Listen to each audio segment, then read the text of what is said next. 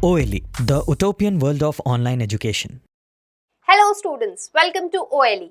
This is your biology class where we try and make biology interesting and understandable. So in the last segment of this chapter, human health and diseases, we were discussing about adaptive और acquired immunity. हम लोगों ने already discuss कर लिया है कि acquired immunity actually दो forms में होती है या दो कंपोनेंट्स होते हैं एक्वायर्ड इम्यूनिटी के. And the most important of these is the presence of antibodies जो कि ह्यूमरल इम्यूनिटी कहलाती है. Right, today we are going to study a notch ahead. Humoral immunity को ही हम लोग दो और फॉर्म्स में स्टडी करेंगे.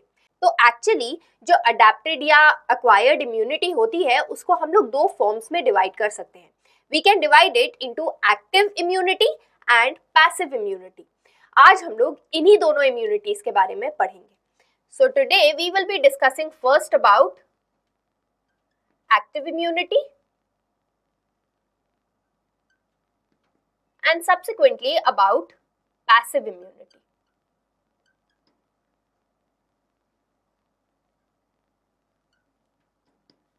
इसके बाद हम लोग और बात करेंगे इन्हीं दोनों के टर्म्स में in terms of vaccination and immunization. अब ये दो नए टर्म्स हैं which will be introduced in this particular lecture. So we will be talking about vaccination and immunization.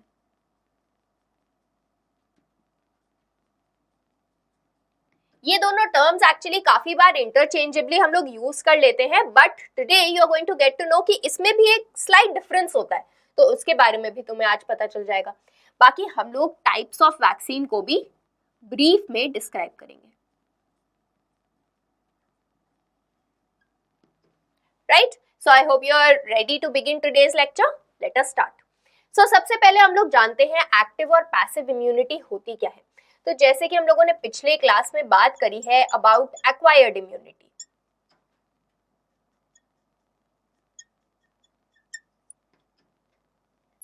Right, the acquired immunity is the immunity which we acquire in our life. तो मतलब ये generally baby में या infant में नहीं present होती है, but उसकी लाइफ में एक्वायर होती है. Right, this particular immunity can be further subdivided into two kinds, active and passive. Active immunity का मतलब क्या होता है? देखो, अब हम लोगों को ऑलरेडी पता है कि जो एक्वायर्ड इम्यूनिटी है वो एक्चुअली एंटीबॉडीज से आती है. Right, B cells antibodies produce करते हैं और एंटीबॉडीज ही रिस्पॉन्सिबल होती हैं in the process of killing of the microbes और antigens which might have entered into the cell. Right, तो पूरा का पूरा जो इन्वेडर का डिस्ट्रक्शन होता है it is on the basis of the antibodies produced. Right, तो जब एक्टिव और पैसिव इम्यूनिटी की बात होगी तो भी हम लोग एंटीबॉडीज की ही बात करेंगे. जस्ट दैट हम लोग जब एक्टिव इम्यूनिटी की बात करते हैं तो यहाँ पर जो बॉडी होती है, जो ह्यूमन होस्ट होता है, उसका एक्सपोजर होता है टू द एंटीजेंस. तो एंटीजेंस एंटर करेंगे ह्यूमन बॉडी में और उसके रिस्पॉन्स में बनेंगी antibodies from the same organism. तो अगर हम लोग यहाँ पे एक्टिव इम्यूनिटी के बारे में लिख रहे हैं, antigens are going to enter into the human body. Right, and as a result of this exposure और एंट्री ऑफ द एंटीजेंस बनेंगी antibodies.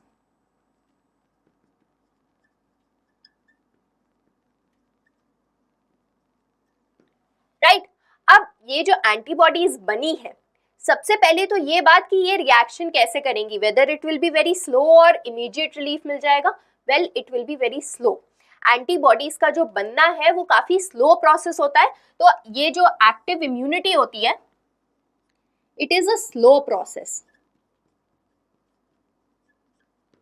However it is long lasting.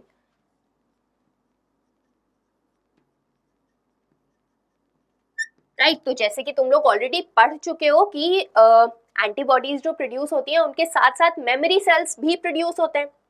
Right, और मेमोरी सेल्स कोई दूसरा इन्फेक्शन जब होता है इसी particular antigen की वजह से तो इन्हांस कर देते हैं इम्यून सिस्टम का रिस्पॉन्स. और इसीलिए ये एंटीबॉडीज जो प्रोड्यूस हुई होती हैं, एक्टिव इम्यूनिटी जो आई होती है बॉडी में, इट इज लॉन्ग लास्टिंग. काफी टाइम तक हम लोगों को ये इम्यूनिटी प्रोवाइड की जाती है. against this antigen which might have entered, right? तो जैसे कि अब यहाँ पर एग्जाम्पल ले लें अगर, तो ये दो टाइप की हो सकती है, नेचुरल एंड आर्टिफिशियल। नेचुरल का केस क्या है? नेचुरल का केस ये है कि जैसे भाई हम लोगों के अराउंड कितने सारे माइक्रो ऑर्गेनिजम्स हैं, वो हम लोगों की बॉडी में एंटर किए, हम लोगों की बॉडी के डिफेंस मैकेनिज्म ने, हमारी बॉडी की इम्यूनिटी ने उससे फाइट किया, उस एंटीजन के अगेंस्ट अपने बॉडी में एंटीबॉडी बनाई और उसके थ्रू हमें एक्टिव इम्यूनिटी मिली। तो वो कहलाती है natural type of active immunity. क्यों? क्योंकि नेचुरली एक पैथोजन ने हमें इन्फेक्ट किया था और उसके अगेंस्ट हम लोगों ने एंटीबॉडी बना दी है, राइट? दूसरी होती है आर्टिफिशियली एक्वायर्ड एक्टिव इम्यूनिटी। तो देखो यहाँ पर भी बनेगी एंटीबॉडी हमारी बॉडी में ही, राइट? लेकिन ये जो एंटीजन है वो खुद से हमारी बॉडी के अंदर नहीं आया है, हम लोगों ने इसे इंजेक्ट किया है। अब ये जो एंटीजन है, देखो अब अगर हम लोग इसका एक्टिव फॉर्म हमारी बॉडी में इंजेक्ट करेंगे तो इसका तो ये मतलब हुआ ना कि हम लोग अपने बॉडी में खुद ही इन्फेक्शन डाल रहे हैं, राइट? तो अगर हम लोगों को आर्टिफिशियली एक्वायर्ड एक्टिव इम्यूनिटी चाहिए होती है तो क्या होता है, एंटीजन्स तो इंजेक्ट किए जाते हैं लेकिन वो नॉन वायरुलेंट होते हैं, नॉन इन्फेक्शियस स्टेट में इंजेक्ट किए जाते हैं। तो एंटीजन्स जो इंजेक्ट किए जाएंगे या तो वो लाइव होंगे लेकिन वीकेंड होंगे, राइट? या तो वो किल्ड होंगे, या फिर उनके टॉक्सॉइड्स या टॉक्सिन्स इंट्रोड्यूस किए जाएंगे, ठीक है ना? तो अब देखो जब हम लोगों के अंदर लाइव वीकेंड जर्म्स एंट्री मारते हैं, किल्ड जर्म्स एंट्री मारते हैं, या उनके टॉक्सिन्स इंजेक्ट किए जाते हैं, तो होता क्या है, ये सारे के सारे नॉन वायरुलेंट होंगे, राइट? इसको पहले से ही अश्योर किया जाता है कि ये इन्फेक्शन कॉज ना करे, राइट? लेकिन जब हमारी बॉडी में ये सब एंट्री मारते हैं, आर्टिफिशियली इनको इंट्रोड्यूस किया जाता है हमारी बॉडी में, तो ये एंटीबॉडी का प्रोडक्शन जरूर इंस्टिगेट कर देते हैं, right? So even though they are not causing the disease, they are not causing the infection in our body, still they are causing the production of the antibody in our body, ठीक है? तो ultimately हमें इन सभी germs की वजह से, इन सभी non virulent antigen की वजह से एक लॉन्ग लास्टिंग एक्टिव इम्यूनिटी मिल गई है, right? So I hope you have understood about active immunity. तो एक्टिव इम्यूनिटी में हम लोग एंटीजन पे फोकस करेंगे। एंटीजन ह्यूमन बॉडी को एंटर करता है और ह्यूमन बॉडी खुद ही एंटीबॉडी बनाती है। ये भी दो टाइप की हो सकती है, नेचुरल, जब अपने आप से कोई भी नेचुरली अकरिंग पैथोजन हमारी बॉडी में एंटर कर जाता है और हमारा इम्यून सिस्टम उससे लड़ने लगता है, या फिर आर्टिफिशियल भी हो सकता है जब जानबूझ के एंटीजन्स को इंजेक्ट किया जाता है हमारी बॉडी में ताकि एंटीबॉडीज बन सके। Another thing that you should remember, even though it is a slow process, it is long lasting. और as such इसके साइड इफेक्ट्स भी नहीं होंगे क्योंकि एंटीबॉडी हमारे खुद की बॉडी में प्रोड्यूस हो रही है, right? So there are null side effects, negligible side effects of active immunity. वहीं पे जब हम पैसिव इम्यूनिटी की बात करते हैं, तो पैसिव इम्यूनिटी के केस में एंटीजन का कोई हाथ नहीं होता है। यहाँ पे हम लोग प्री फॉर्म्ड एंटीबॉडी को डायरेक्टली इंजेक्ट कर देते हैं इनटू द ह्यूमन होस्ट। तो यहाँ पे the preformed antibodies are taken and they are injected or introduced artificially into the host human, right? अब देखो हमारे अंदर एंटीबॉडी आ गई तो जाहिर सी बात है एंटीबॉडी भी कोई टाइप की इम्यूनिटी प्रोड्यूस करेगी, उसी को हम लोग कहते हैं पैसिव इम्यूनिटी। लेकिन जो पैसिव इम्यूनिटी होती है, इवन दो ये इमीडिएट रिलीफ देती है, इमीडिएट इफेक्ट होता है इसका,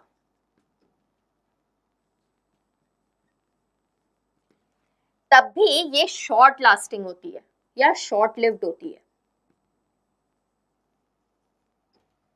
ठीक है?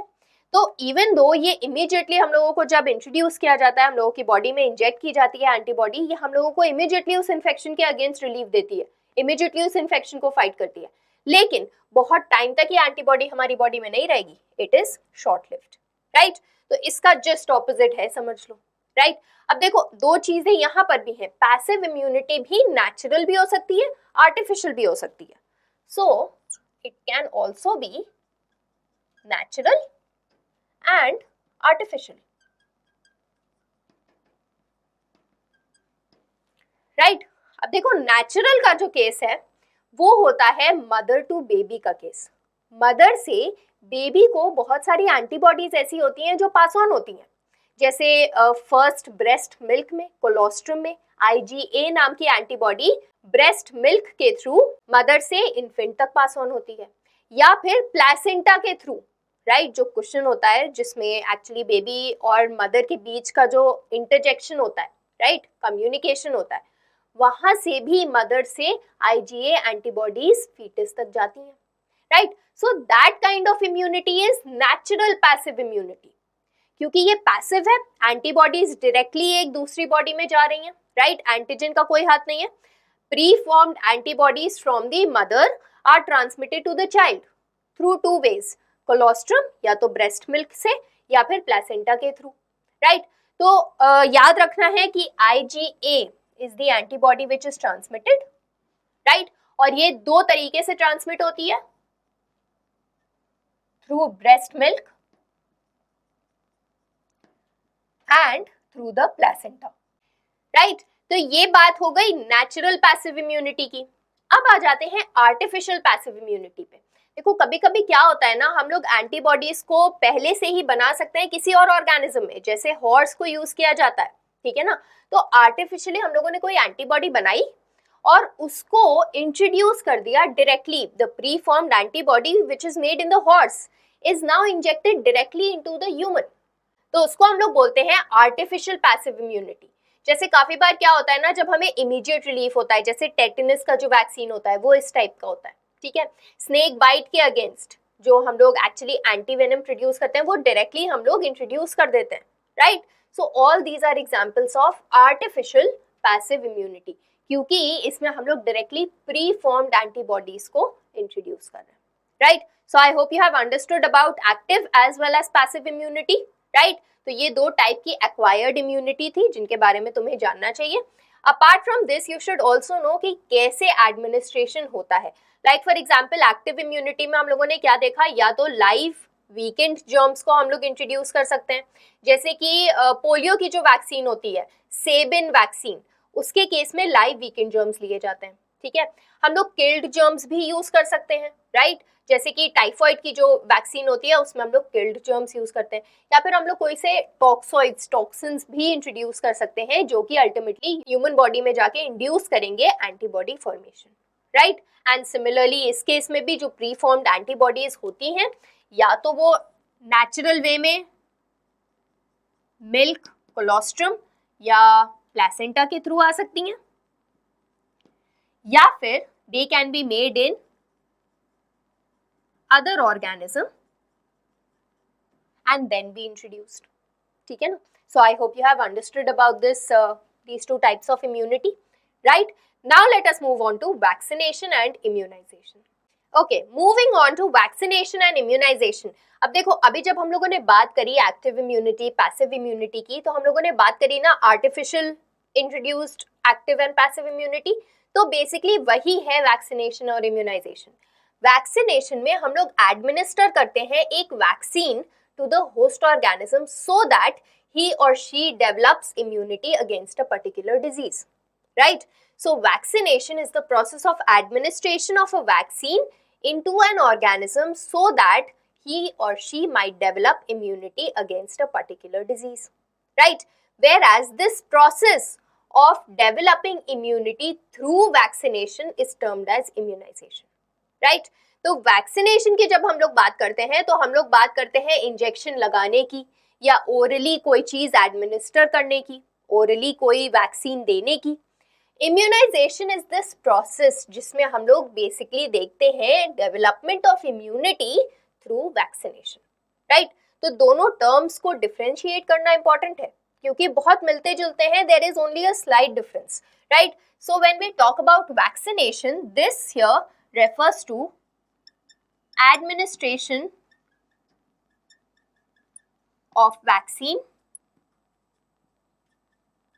और substances जैसे कि antigens हो सकते हैं, toxins हो सकते हैं, या फिर live attenuated या killed viruses हो सकते हैं, microbes हो सकते हैं. So this is the administration of a vaccine to develop immunity.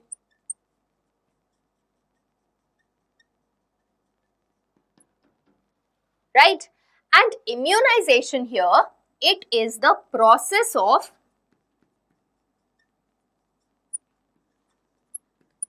developing immunity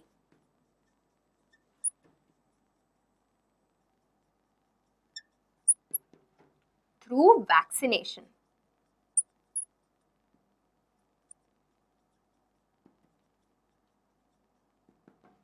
ठीक है ना? तो अब देखो इसमें होगा क्या, हम लोग कैसे टाइप की वैक्सीन हम लोग यूज कर सकते हैं. हम लोग या तो लाइव बट वीकेंड जर्म्स, इनको यूज कर सकते हैं, राइट? या फिर we can also use toxoids, we can use cellular fragments of the microbes,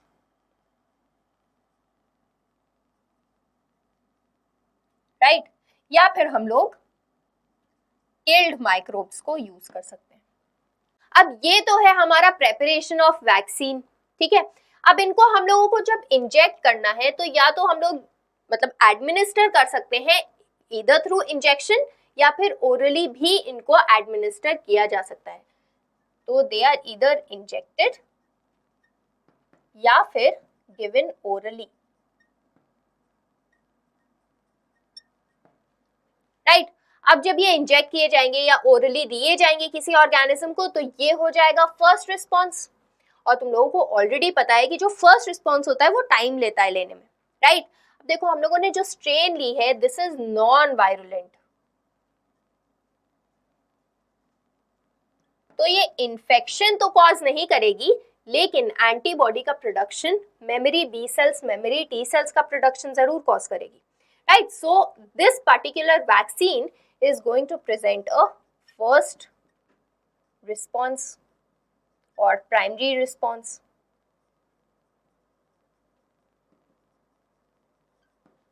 ठीक है ना? और प्राइमरी रिस्पॉन्स के थ्रू क्या होगा, memory B cells and T cells will be generated. ठीक है. अब क्या होगा, अब जो भी तुमने ये एंटीजन दिया हुआ है, अगर इस पर्टिकुलर ह्यूमन ऑर्गेनिज्म के लाइफ में कभी ये एंटीजन उसको फिर से अटैक करता है तो क्या होगा, प्राइमरी रिस्पॉन्स ऑलरेडी हो चुका है, memory B cells, memory T cells तैयार है. जैसे ही वो एंटीजन एंटर करेगा, memory B cells and T cells will be activated, they will induce antibody formation और एक क्विक रिस्पॉन्स मिलेगा, सेकेंडरी रिस्पॉन्स मिलेगा अगेंस्ट द पर्टिकुलर एंटीजन और pathogen, right? So I hope you have understood this कि हम लोग ये जो वैक्सीन देते हैं ना, ये हम लोग देते हैं ताकि प्राइमरी रिस्पॉन्स हो सके. प्राइमरी रिस्पॉन्स के थ्रू हम लोगों के memory B cells, T cells already बन चुके हैं. अब जब ये एंटीजन हम लोगों को नॉर्मल लाइफ में नेचुरली कभी फिर से अटैक करेगा तो ये मेमोरी बी सेल्स और टी सेल्स जल्दी से जल्दी रिस्पॉन्ड कर पाएंगे और इम्यून सिस्टम इनहैंस्ड वे में एक्टिवेट हो जाएगा to act against this particular pathogen or this particular antigen, right? और यही सिस्टम जो है ना कि हम लोगों ने इम्यूनिटी डेवलप कर ली है against this particular pathogen, this is termed as immunization, right? तो अब देखो इम्यूनाइजेशन भी हमारी एक्टिव और पैसिव इम्यूनिटी की तरह एक्टिव पैसिव हो सकता है. एक्टिव इम्यूनाइजेशन तब होगा जब हम लोग कोई ना कोई एंटीजन यूज करेंगे, कोई ना कोई माइक्रोब यूज करेंगे and that will be introduced into the body. और पैसिव इम्यूनाइजेशन कब होगा, जब हम लोग प्री फॉर्म्ड एंटीबॉडी यूज करेंगे. ठीक है. इस केस में वो क्विक रिस्पॉन्स तो देगा लेकिन लॉन्ग लास्टिंग नहीं होगा. जैसे कि I gave you an example already snake bite के केस में. ठीक है, हम लोग फॉरन एंटी वेनम ही इंट्रोड्यूस कर देते हैं, शॉर्ट लास्टिंग होता है लेकिन इमीडिएट रिलीफ देता है, right? So immunization also can be active and passive.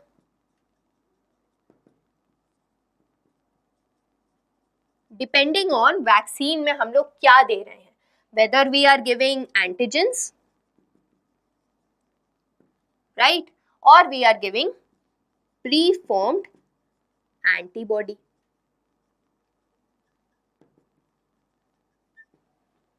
Right, तो आई होप वैक्सीनेशन और इम्यूनाइजेशन सही से समझ में आ गया, राइट?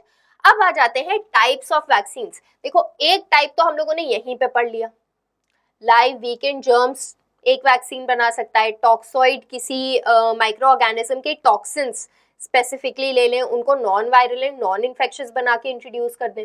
सेल्यूलर फ्रैगमेंट्स ले लें, ठीक है, किल्ड जर्म्स ले लें, all these are going to be non-virulent, non-infectious, but they are going to induce a primary response. तो ये हो गई अलग अलग टाइप की वैक्सीन. मेथड ऑफ प्रेपरेशन के हिसाब से भी there can be different types of vaccines. तो मेथड ऑफ प्रेपरेशन के हिसाब से जो 3 टाइप की वैक्सीन्स हम लोगों को मिल सकती हैं, it is based on whole organism,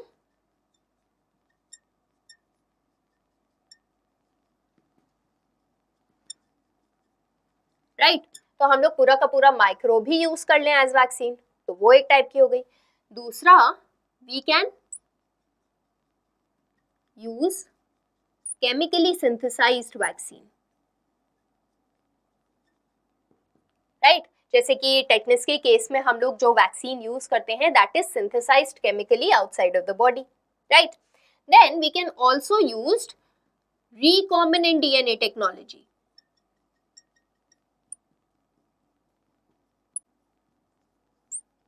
right. तो ये रिकॉम्बिनेंट डीएनए टेक्नोलॉजी जब हम लोग यूज करते हैं तो हम लोग किसी और ऑर्गेनिज्म में वैक्सीन बना सकते हैं. जैसे हर्पीस की जो वैक्सीन होती है ना, वो हम लोग ईस्ट को यूज करके बना सकते हैं, right.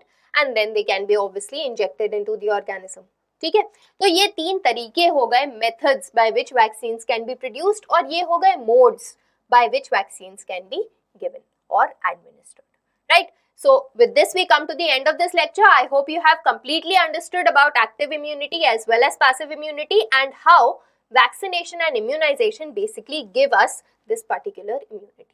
We'll meet again in the next class. Till then, stay tuned. Thank you.